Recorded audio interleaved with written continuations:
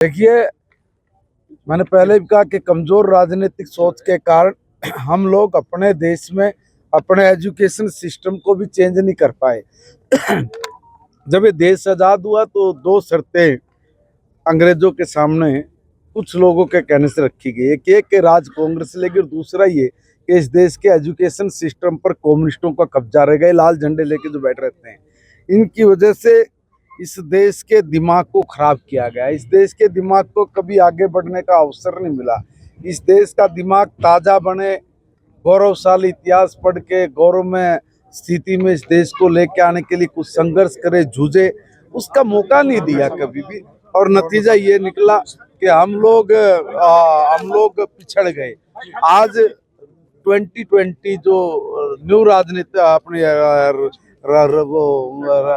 राष्ट्रीय शिक्षा नीति है, इसको लागू करना ये बड़ा जरूरी है। वो हमने लागू कर दिया, 2025 तक पूर्णतः लागू कर दिया।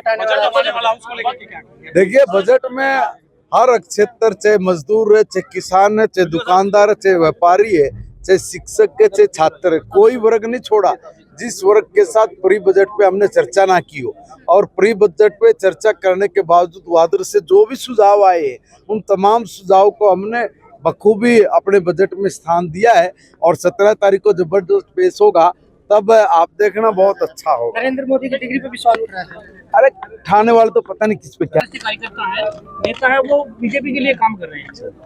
कांग्रेस को अपने कार्यकर्ताओं पर विश्वास नहीं है, कांग्रेस को अपने लोगों पे भरोसा नहीं है, और ना कांग्रेस के नेतृत्व में इस प्रकार की सोच है कि वो कुछ ऐसा क्रिएटिव, कुछ ऐसा कर सके कि जो उपलब्धि का कारण बन सके। अभी यहाँ भी जो हरियाणा में नेता है वो अभी प्रतिपक्ष का नेता भी नहीं बना पाए।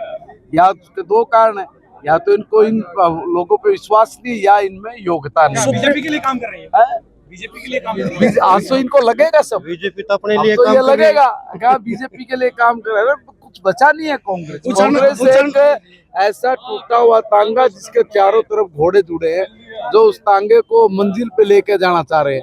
जहाँ पर चारों दिशाओं में घोड़े जुड़े हो, टूटा हुआ तांगा, वो मंजिल पे पहुंचेगा क्या कभी? एक आखिरी सवाल साहब, टांडा जी उचाना जो सीट है उसको 32 वोटों से जीते थे, लेकिन सुप्रीम कोर्ट ने उसको लेकर काफी कटाक्ष किया है। उसको लेकर क्या कटाक्ष किया है? वो कह रहे हैं कि दोबारा से जो 120 जो तो कर ले, फिर कौन सा बढ़ेंगी घटेंगी? 32 है तो 32।